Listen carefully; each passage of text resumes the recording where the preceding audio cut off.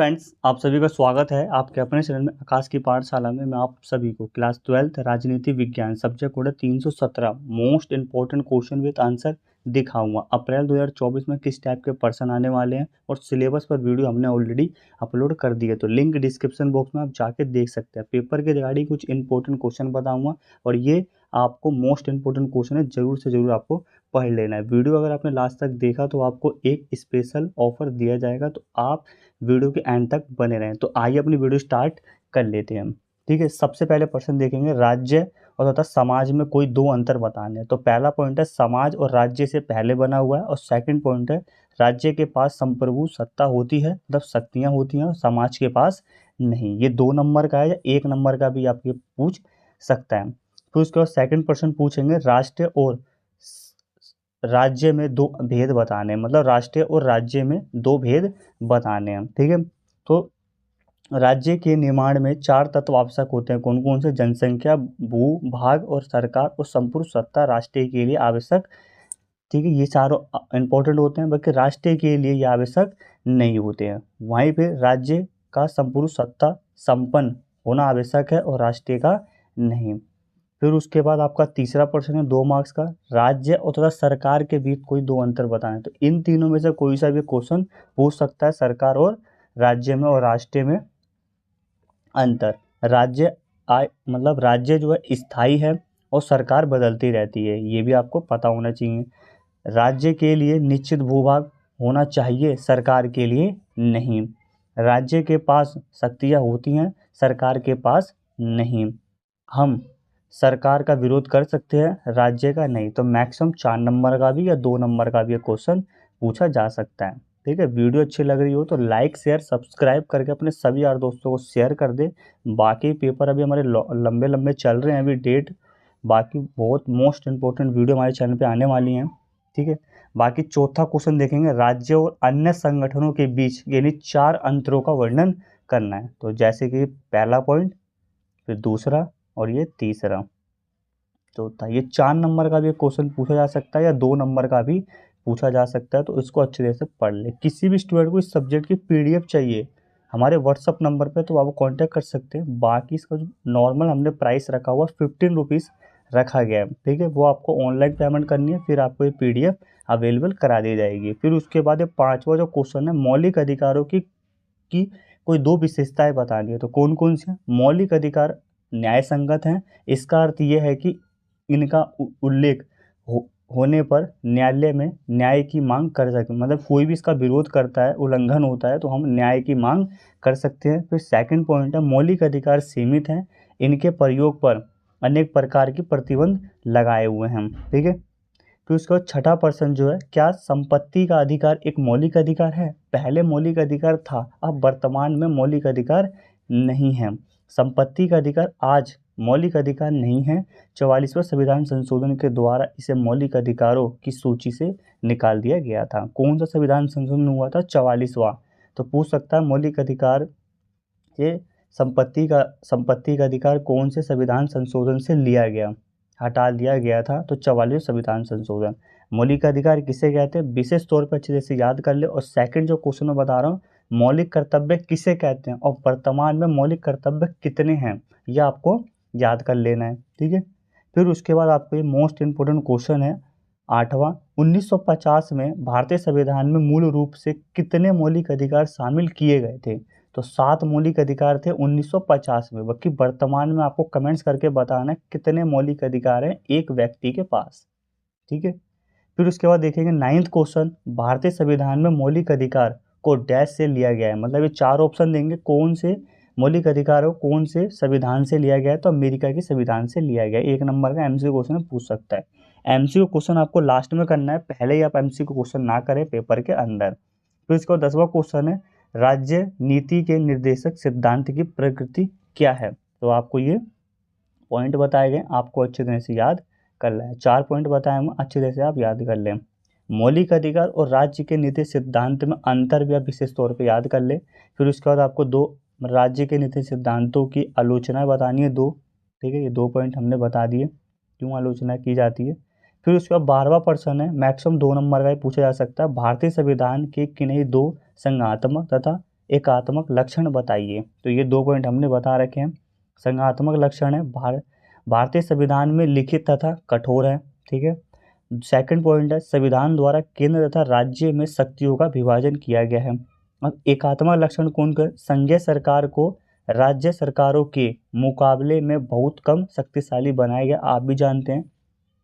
Second point है भारत में एकहरी नागरिकता के सिद्धांतों को अपनाया गया है। भारत में कैसी नागरिकता है, ये भी एमसीक्यू क्वेश्चन पूछ सकता है। एकहरी नागरिकता को अपनाया गया है, ठीक है। हम किसी भी राज्य में जा सकते हैं, हमारे पास एक एकहरी नागरिकता है, ठीक है। उसके बाद 13% देखेंगे संविधान द्वारा शक्तियों को कितनी और तथा कौन कौन सी सूचियों में बांटा गया है। तो आप देख सकते हैं संविधान के द्वारा शक्तियों के 3 भागों में बांटा गया है। कौन कौन सी? संघ सूची, राज्य सूची और समवर्ती सूची में बांटा गया है। कैसे कैसे विषय हैं, विषय भी आपको याद कर लेना। संघ सूची में 97 विषय रखे गए हैं वर्तमान में, राज्य सूची में 66 विषय और समवर्ती सूची में आपको 47 विषय हैं, ठीक है। कौन कानून बना था, अच्छी तरह से इनको याद कर लें, ठीक है। फिर उसके बाद अपशिष्ट शक्तियाँ, ये भी हमारी चौथी शक्तियाँ होती हैं। इनके उनके संबंध में कानून बनाने की शक्ति किसके पास है? तो सबसे ज़्यादा शक्ति बनाने का केंद्र सरकार के पास है, सेंट्रल गवर्नमेंट के पास, ठीक है। फिर उसका 15वां क्वेश्चन आपको अच्छी तरह से पढ़ लेना है।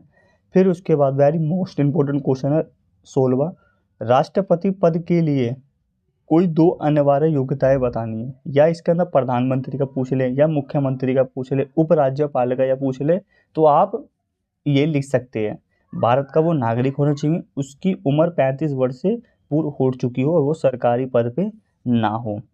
लोकसभा को भंग करने की शक्ति किसके पास है? सांसद, उपराष्ट्रपति या राष्ट्रपति या कोई भी नहीं। लोकसभा को भंग करने का राइट्स सबसे ज़्यादा है संसद के पास, ठीक है। लोकसभा और राज्यसभा जिसके अंदर बैठते हैं। लोकसभा में और राज्यसभा में कितनी सीटें हैं वर्तमान में, ये भी आप कमेंट्स करके बताएंगे तो भी आपको बताया जाएगा सही या गलत। 18वां जो प्रश्न है वेरी मोस्ट इम्पोर्टेंट क्वेश्चन है, भारत में राष्ट्रपति की कोई 3 निकाय मतलब शक्तिशाली शक्तियाँ बतानी है, तो कौन सी है वो? अनुच्छेद 143, अनुच्छेद 72, अनुच्छेद 124 से लेके 217। तो ये आपको अच्छे से पढ़ लेने। इसकी जो 4-5 शक्तियाँ हैं राष्ट्रपति की, वो आपको अच्छे से पढ़ लेनी है। मुख्यमंत्री के कार्य याद कर लेना है, प्रधानमंत्री की शक्तियाँ याद कर लेनी है। ये सारा ये क्वेश्चन बहुत ही मोस्ट इंपॉर्टेंट है, ठीक है। और इलेक्शन चल रहे, इलेक्शन वाला चैप्टर आपको अच्छे से पढ़ लेना है। 19वां क्वेश्चन देखेंगे, भारत में मतदाता के निर्धारित किए गए 2 योग्यता कौन कौन सी है? वो भारत का नागरिक हो और उसकी आयु कितनी होनी चाहिए? भारत में मतदान के लिए न्यूनतम आयु 18 वर्ष थी, पहले 21 वर्ष थी, अब उसको 18 वर्ष कर दी गई है। अब हम देखेंगे 20वां प्रश्न, ग्राम पंचायत के कोई 2 नागरिक कार्य बताने हैं, तो कौन कौन से हैं? ग्राम पंचायत के 2 नागरिक कार्य, ऐसे लिखेंगे उत्तर तो अच्छा इफेक्ट पड़ेगा। ग्राम पंचायत गांव के क्षेत्र में सफाई की व्यवस्था करती है और ग्राम पंचायत गांव में सड़कों और पुलों को बनाने का भी काम करती है। इस नोट्स को बनाने में काफ़ी समय और मेहनत लगी है, तो 1 लाइक जरूर करना और अपने सभी यार दोस्तों को शेयर भी करना। बाकी फिर 21वां प्रश्न देखेंगे, नगर निगम की आय के किन्हीं 2 साधन बताने कौन कौन से हैं, तो आप ये पढ़ सकते हैं, ठीक है। पंचायत समिति की आय के साधन बताने कौन कौन से हैं, जैसे कि सड़क बनाना, समिति, मेला, मीडिया, पुरुष प्रदर्शन, ठीक है। और भी कई ऐसे लाइसेंस की फीस से भी वो अर्निंग करती हैं। फिर उसके बाद 23वां प्रश्न है, उपचुनाव से आप क्या तात्पर्य है? अच्छे से पढ़ ले। जैसे कि यदि कोई सदस्य अपने पद से इस्तीफा दे देता है तो उसका निधन हो जाता है या उसकी खाली सीट पर चुनाव कराया जाता है, उसको उपचुनाव कराया जाता है। उपचुनाव के द्वारा चुने गए प्रतिनिधि संसद की अवधि तक ही मतलब सदस्य बने रहते हैं, ना कि 5 वर्ष के लिए, ठीक है। एक मतलब कोई भी कार्यकाल होता है तो कितने वर्ष के लिए चुना जाता है, जैसे कि राष्ट्रपति, प्रधानमंत्री, मुख्यमंत्री, तो 5 वर्ष के लिए चुना जाता है, विशेष तौर पे याद रखें। बेसिक क्वेश्चन पूछे जा रहे हैं पेपर के अंदर, ठीक है। बाकी अब जितने भी पेपर दिए गए हैं उससे आप आइडिया लगा सकते हैं। 24वां प्रश्न है, चुनाव याचिका का क्या अर्थ है और भारत में इसकी सुनवाई कौन करता है, तो इसको अच्छी तरह से पढ़ लें। फिर उसके बाद लास्ट प्रश्न हमारा 25, इसमें हम 25 ही क्वेश्चन देखेंगे। चुनाव आयुक्तों की नियुक्ति किसके द्वारा होती है और कितने समय के लिए की जाती है? चुनाव आयुक्तों की नियुक्ति भारत के राष्ट्रपति द्वारा और 6 वर्षों के लिए की जाती है। इसकी अवधि बाद में भी बढ़ाई जा सकती है राष्ट्रपति के कहने पर, ठीक है। तो इस वीडियो के अंदर हम 25% देखेंगे, बाकी सिलेबस 100% देख लें। मैंने उस वीडियो के अंदर आपको इम्पोर्टेंट चैप्टर बता रखे हैं, अगर आपने वो पढ़ लिया तो वो गारंटेड आपके 70 मार्क्स तो पक्के हो जाएंगे, ठीक है। बाकी मैंने अप्रैल 2024 और अक्टूबर के क्वेश्चन पैटर्न भी अपलोड कर दिए हैं, किस टाइप का पेपर आने वाला है, ठीक है। बाकी किसी भी स्टूडेंट को इम्पोर्टेंट क्वेश्चन आंसर चाहिए हो तो आपको इस नंबर पर कांटेक्ट करना है। हम आपको पीडीएफ अवेलेबल कराएंगे Hindi to English medium chapter wise, ठीक है। जो इम्पोर्टेंट है, अगर कम समय के अंदर आपने पढ़ लिया तो गारंटेड आप पास हो जाएंगे, ठीक है। बाकी वीडियो हमारी यहीं ख़त्म होती है। वीडियो हल्की सी यूजफुल लगती है तो like share subscribe bell icon press करके अपने सभी यार दोस्तों को शेयर करें। बाकी नेक्स्ट वीडियो किस सब्जेक्ट पे चाहिए आप कमेंट्स करके बताएंगे तो नेक्स्ट वीडियो वही उसी सब्जेक्ट पे लेके आया जाएगा। बाकी ऑल द बेस्ट, बड़े तरीके से पेपर करें, ठीक है। बाकी कोई प्रॉब्लम होती है तो मिलते हैं किसी नेक्स्ट वीडियो में।